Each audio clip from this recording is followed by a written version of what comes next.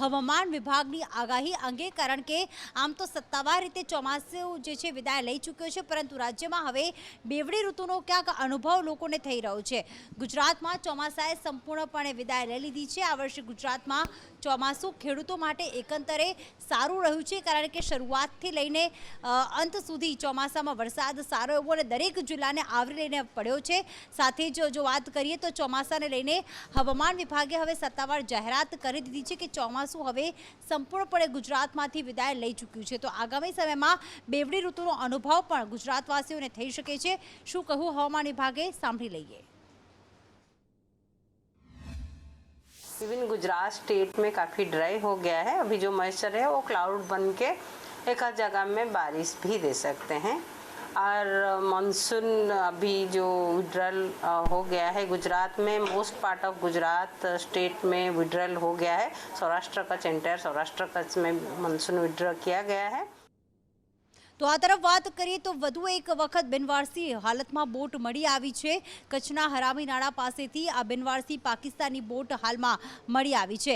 ભારત પાકિસ્તાન સરહદ પર પાકિસ્તાની બોટ મળવાના અહેવાલ અત્યારે કચ્છમાંથી પ્રાપ્ત થઈ રહ્યા છે। હરામી નાળા વિસ્તારમાંથી બિનવારસી હાલતમાં આ બોટ મળી આવી છે। મહત્વના સમાચાર કચ્છમાંથી આવી રહ્યા છે। બીએસએફએ સમગ્ર વિસ્તારમાં સર્ચ ઓપરેશન હાથ ધર્યું છે અને સાથે જ આ બોટમાં શું છે, કોના દ્વારા અહીંયા લાવવામાં આવી તે અંગે તપાસ શરૂ કરવામાં આવી છે।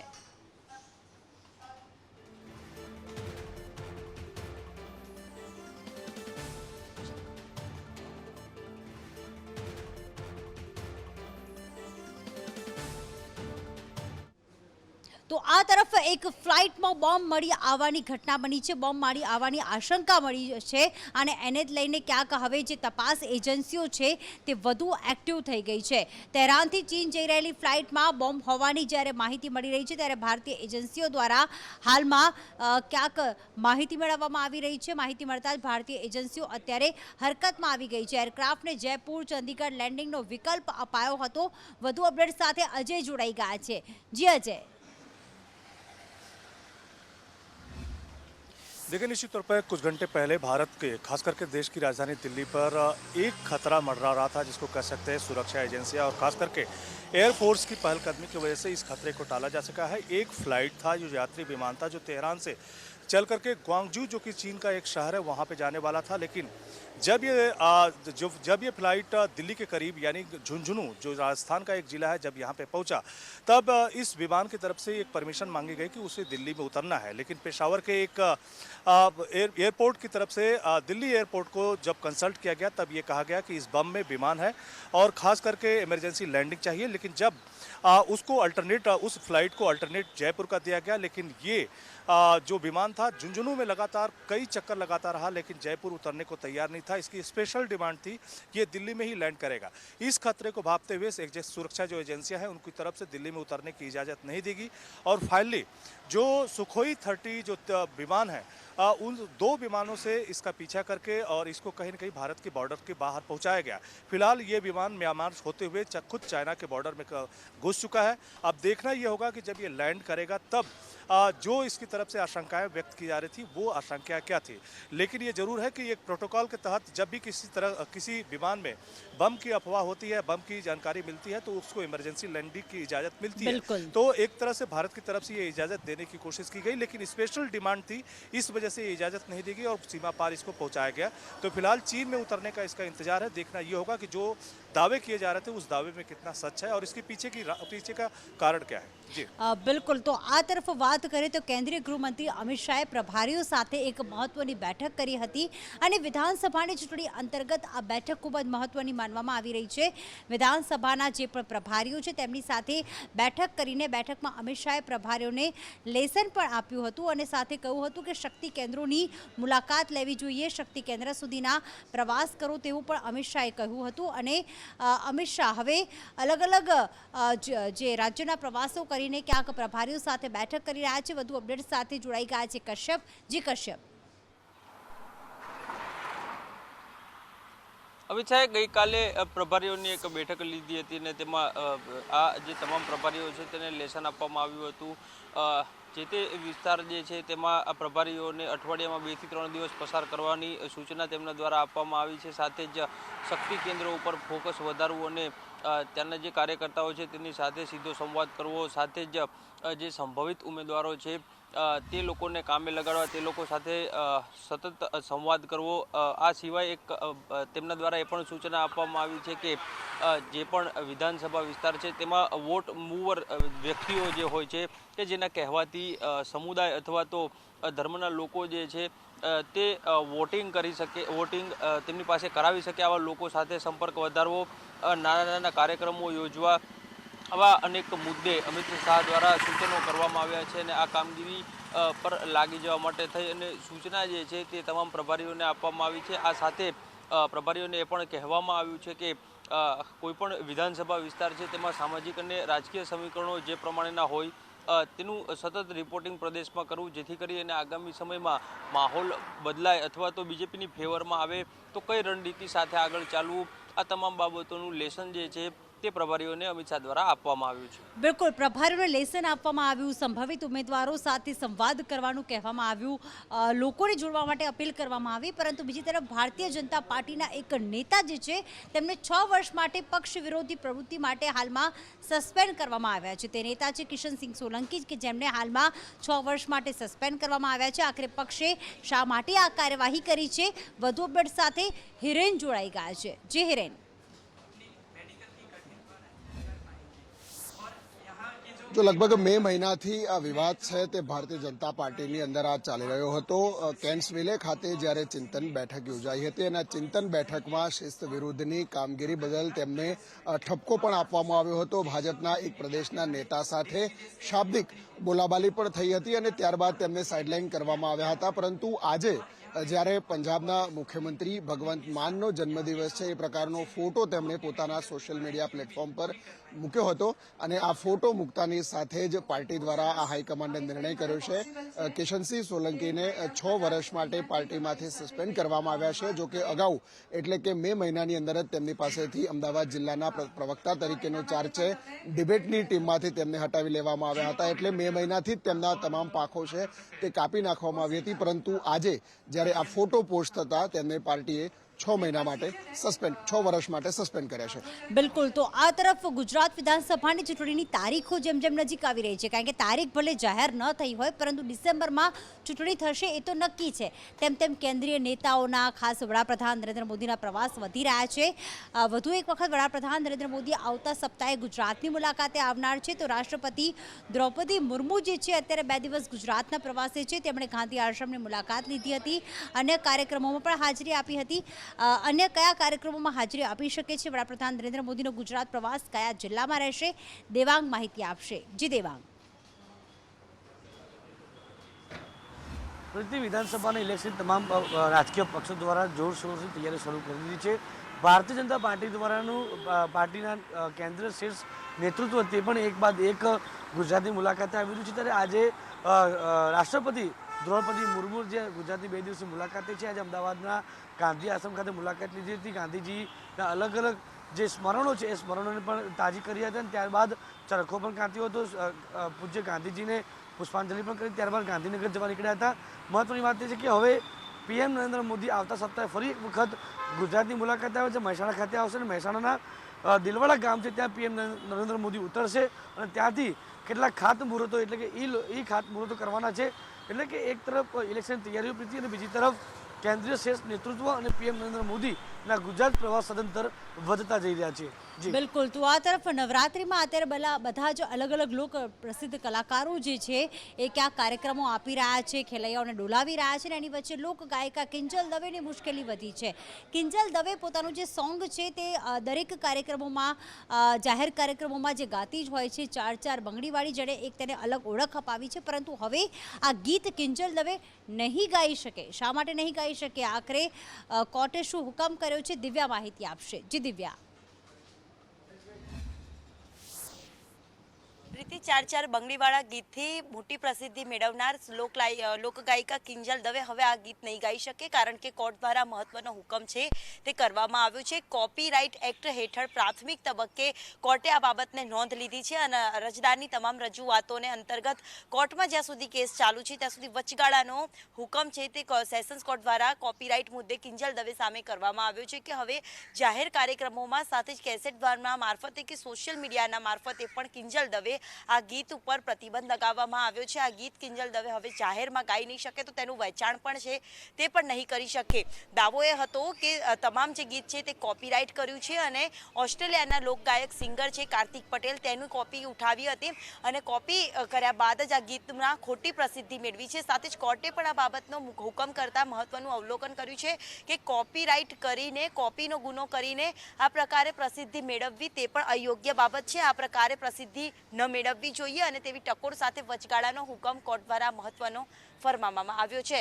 બિલકુલ. તો આ તરફ વાત કરીએ પોરબંદર હોય કે પછી બેટ દ્વારકા હોય કે જ્યાં મેગા ડિમોલેશનની કાર્યવાહી થઈ રહી છે. પોરબંદરમાં આજથી શરૂઆત કરવામાં આવી છે, જ્યારે બેટ દ્વારકામાં ગેરકાયદેસર ડિમોલેશન હાલમાં સતત ત્રીજા દિવસે પણ યથાવત રહ્યું હતું અને પોલીસની સુરક્ષાની વચ્ચે આ મેગા ડિમોલેશન કરવામાં આવ્યું. યાત્રાધામ બેટ દ્વારકામાં ડિમોલેશનનો આજે સતત ત્રીજો દિવસ છે, ત્યારે હું આપને દ્રશ્યો બતાડીશ કે જે હનુમાન દાંડી જે વિસ્તાર છે આવેલો આ બેટ દ્વારકાનો મેગા ડિમોલેશન જે ત્રીજો દિવસ અને દાંડી હનુમાન રોડ ઉપર નામચીન પાંજરાવાલા જે અનધિકૃત બાંધકામ જે છે તેને તોડી પાડવામાં આવ્યું છે અને બેટ દ્વારકા જડબે સલાહ પોલીસ બંદોબસ્ત વચ્ચે મોટા માથાઓના દબાણ દૂર કરવામાં આવી રહ્યા છે. અને આ ખાસ કરીને જે વાત કરું તો જે હથિયાર સાથે સજ્જ જે ચુસ્ત પોલીસ બંદોબસ્ત પણ ગોઠવી દેવામાં આવે છે અને એસપીના માર્ગદર્શન હેઠળ દ્વારકાના જે વિસ્તાર બેટ દ્વારકાના જે વિસ્તારો છે ત્યાં ખાસ કરીને ચુસ્ત પોલીસ બંદોબસ્ત ખડે પગે છે. અને અત્યાર સુધીમાં જો વાત કરવામાં આવે તો 1,20,000 ફૂટ જમીન જે છે તેમનું દબાણ દૂર કરી દેવામાં આવ્યું છે અને ક્યાંક ને ક્યાંક કહી શકાય કે જ્યાં સંવેદનશીલ વિસ્તાર જે ટાપુ છે એની વચ્ચે ડિમોલેશન કરી અને પોલીસની કામગીરી જે છે એ પ્રસંગીય હાલમાં જોવા મળી રહી છે. અનિલાલ સંદેશ ન્યૂઝ દ્વારકા. તો આ તરફ વાયુસેનાની શક્તિમાં તેની તાકાતમાં ઓર વધારો થયો છે. સ્વદેશી હેલિકોપ્ટર જે લાઇટ કોમ્પેક્ટ હેલિકોપ્ટર છે રક્ષામંત્રી રાજનાથસિંહે આજે વાયુસેનાને સોંપ્યું હતું. કુલ 15 જેટલા હેલિકોપ્ટર જે છે એ ખરીદવામાં આવ્યા છે અને ખાસ 10 જેટલા વાયુસેનાને અને 5 જેટલા આર્મીને આ લાઇટ કોમ્પેક્ટ હેલિકોપ્ટર જે છે સોંપવામાં આવશે. આ પ્રસંગે રક્ષામંત્રી રાજનાથસિંહે શું કહ્યું સાંભળી લઈએ. कारगिल से लेकर कन्याकुमारी तक किसी भी टेरेन में फ्लाई कर सकता है, कहीं भी फ्लाई कर सकता है, रात को भी फ्लाई कर सकता है, दिन में भी फ्लाई कर सकता है, वर्षा हो रही हो तब भी यह फ्लाई कर सकता है और साथ ही साथ अपने टारगेट को अटैक करने की भी क्षमता इस लाइट कॉम्बैट हेलीकॉप्टर में है. यह दुनिया के जितने भी इस प्रकार के हेलीकॉप्टर्स हैं उनमें एक बेहतरीन यह लाइट कॉम्बैट हेलीकॉप्टर है. जैसा हमारे प्रधानमंत्री मोदी जी का संकल्प था, यहाँ पर इंडिजिनस सारे प्लेटफॉर्म, वेपन्स और ये हेलीकॉप्टर्स और प्लेन्स बनने चाहिए.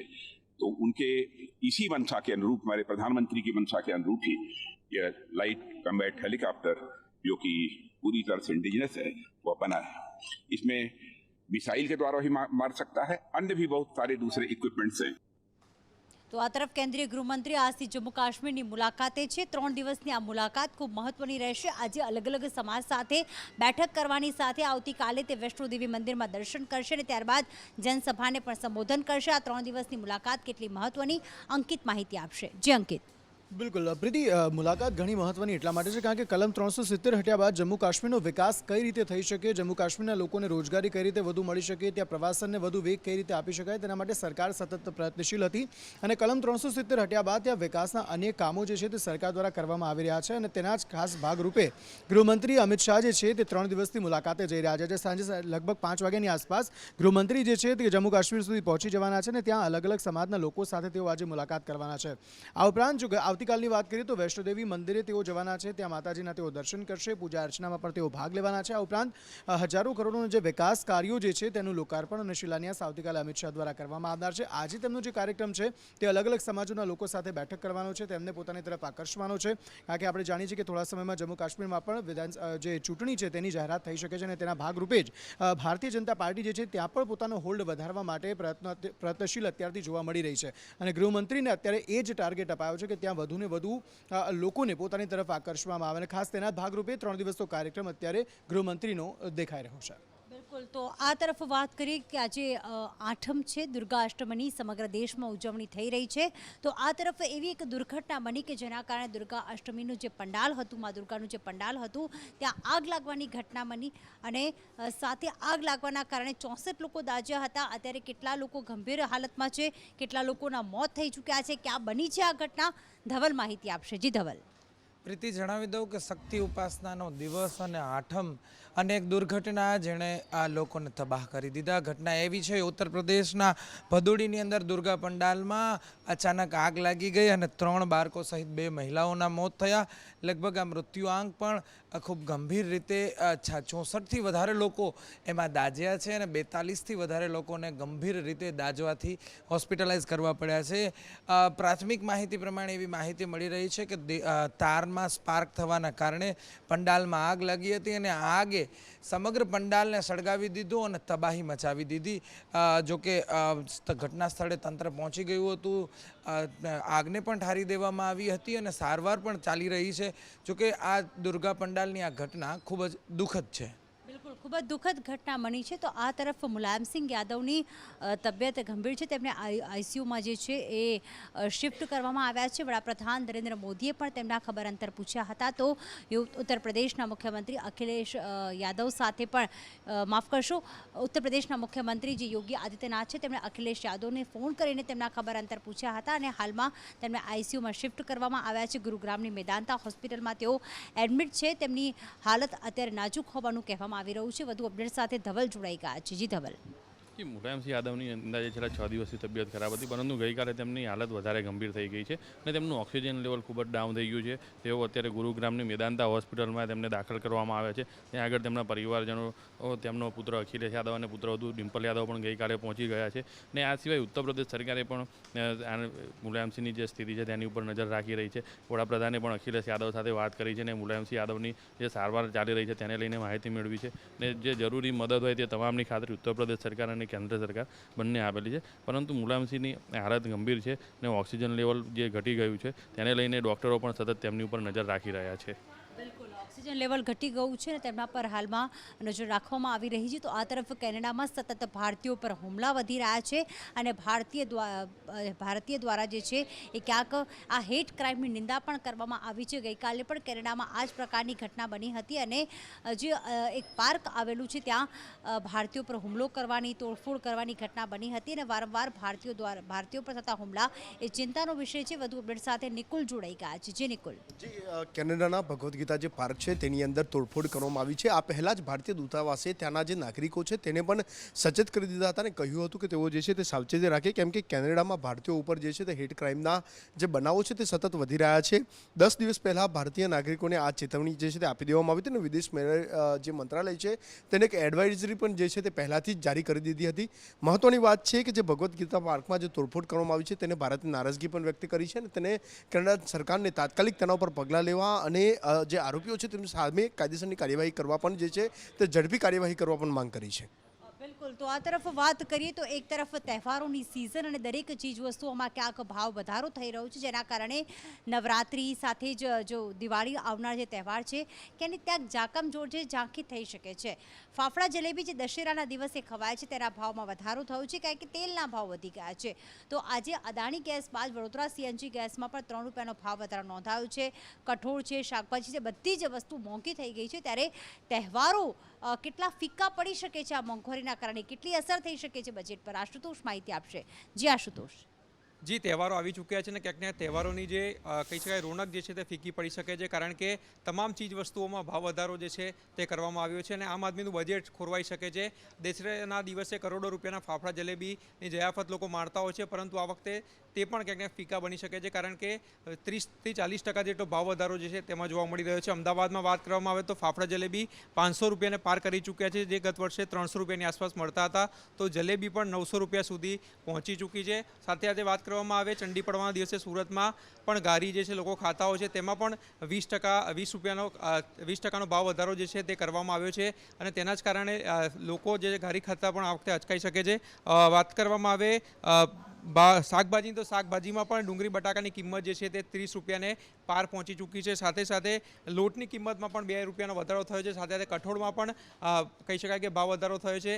ઉપરાંત સીએનજીમાં પણ ભાવ વધારો થયો છે. જે રીતે નેચરલ ગેસમાં 40% ભાવ વધારો કરવામાં આવ્યો છે. એને કારણે સીએનજીમાં પણ વડોદરાનું જે વીજીએલ છે તેમાં કહી શકાય કે જે પહેલાં 83 રૂપિયાને મળતું હતું તે પણ હવે 85 રૂપિયાને પાર કરી ચૂક્યું છે. એટલે તેમાં પણ 3 રૂપિયાનો ભાવ વધારો ઝીકાવ્યો છે. એટલે તમામ ચીજ વસ્તુઓના ભાવ જે છે તે વધતા આમ આદમીનું બજેટ ખોરવાયું છે. જી બિલકુલ, સામાન્ય જનતાનું બજેટ ખોરવાઈ ચૂક્યું છે કારણ કે મોંઘવારી જ એટલી બધી વધી રહી છે. તો હવે વાત કરી નવરાત્રિની, તો આજે 8મું નોરતું છે, આસો સુદ આઠમ, અને અલગ અલગ જગ્યાએ ક્યાંક માઈ મંદિરોમાં ભક્તોની ભીડ જામી છે. એક તરફ શક્તિપીઠ અંબાજીમાં ક્યાંક હવનની તૈયારી થઈ રહી છે, તો આ તરફ અમદાવાદના જે કહેવાય કે દેવી ગણાય છે એવા ભદ્રકાળી મંદિરમાં પણ આજે સવારથી જ ભક્તો ઉમટી પડ્યા હતા. 2 વર્ષ બાદ ભક્તો હવનમાં ભાગ લેવા માટે પહોંચ્યા હતા. વધુ અપડેટ સાથે કૃષ્ણા જોડાઈ ગયા છે. જી કૃષ્ણા. બિલકુલ પ્રીતિ, આસો સુદ આઠમ એટલે કે 8મું નોરતું, અને તેને લઈને અમદાવાદમાં ભદ્રકાળી મંદિરમાં વિશેષ તૈયારીઓ કરવામાં આવી છે. ખાસ કરીને હવનની તૈયારીઓ કરવામાં આવી છે અને મોટી સંખ્યામાં ભક્તો પણ ઉમટી રહ્યા છે. દર્શનાર્થે હવનની જ્યારે થશે ત્યારે પણ મોટી સંખ્યામાં લોકો તેમાં ઉમટતા હોય છે. આ તરફ અંબાજીમાં પણ વિશેષ તૈયારીઓ કરવામાં આવી છે કારણ કે આ શક્તિની આરાધનાનું એ સ્થાન છે, એ જગ્યા છે કે જ્યાં આ 8 દિવસ 9 દિવસ મોટી સંખ્યામાં ભક્તો ઉમટતા હોય છે, દર્શનાર્થીઓ ઉમટતા હોય છે. અહીં પણ વિશેષ તૈયારીઓ કરવામાં આવી રહી છે. તો કચ્છમાં પણ પતરી વિધિને લઈને અત્યારે તૈયારીઓ કરવામાં આવી રહી છે. આઠમ એ દિવસ છે કે જ્યારે હવન મોટાભાગના જગ્યાએ મોટાભાગના દર્શનાર્થીઓ જ્યાં ઉમટતા હોય છે એવા સ્થળોએ એકમો પર થતો હોય છે. તેને લઈને અત્યારે માહોલ જોવા મળી રહ્યો છે. પ્રીતિ, વાત જૂનાગઢની કરીએ કે જ્યાં અસામાજિક તત્વોનો આતંક અત્યારે સામે આવી રહ્યો છે. જૂની બબાલ થઈ હતી ને જૂની બબાલનું જ બંદૂક રાખીને એક યુવકની બાઇક પણ સળગાવવામાં આવી હતી. જૂના બંદૂકમાં યુવકની બાઇક સળગાવતા અત્યારે સમગ્ર વિસ્તારમાં ક્યાંક પોલીસ બંદોબસ્ત ગોઠવવામાં આવ્યો છે. વધુ અપડેટ સાથે કેતન જોડાઈ ગયા છે ફોન લાઈન પર. જી કેતન. જી પ્રીતિ, ખાસ કે જે રીતે અસામાજિક તત્વોનો ત્રાસ વધ્યો છે તેમાં જે બાઇક સળગાવના છે તે યુવાન છે અસલમ સીડા કરીને જે અગાઉના બંદૂક બાબતે સમાધાન માટે બોલવામાં આવ્યો હતો અને મીર સોંદરવાની બાઇકને સળગાવી નાખી. ઉપરાંત તે છરીના ઘા લઈને પોતાના હાથમાં પણ ચીકા મારતો નજરે પડી રહ્યો છે. ખાસ કરીને આજે અસામાજિક તત્વોનો ત્રાસ ડામવા માટે સ્થાનિક લોકો દ્વારા પણ ખૂબ મોટી પ્રમાણમાં માંગણી કરવામાં આવી છે. તો આ તરફ વાત કરીએ તાપીની કે જ્યાં પશુપાલકો દ્વારા હાલમાં વિરોધ નોંધાવવામાં આવી રહ્યો છે. સમૂલ ડેરી વિરુદ્ધમાં પશુપાલકો દ્વારા વિરોધ જે છે સામે આવી રહ્યો છે. તાપી અને સુરત જિલ્લાના પશુપાલકો દ્વારા જે વિરોધ કરવામાં આવી રહ્યો છે, શું છે તેમની માંગ? આઝમ જોડાઈ ગયા છે. જી આઝમ. સુમુલ ડેરીના બહાર તમને દેખાઈ રહ્યું છે કે મોટી સંખ્યાના અંદર લોકોની હાજરી ઉપસ્થિતિ દેખાઈ રહી છે. પશુપાલકો છે અને આ સુરત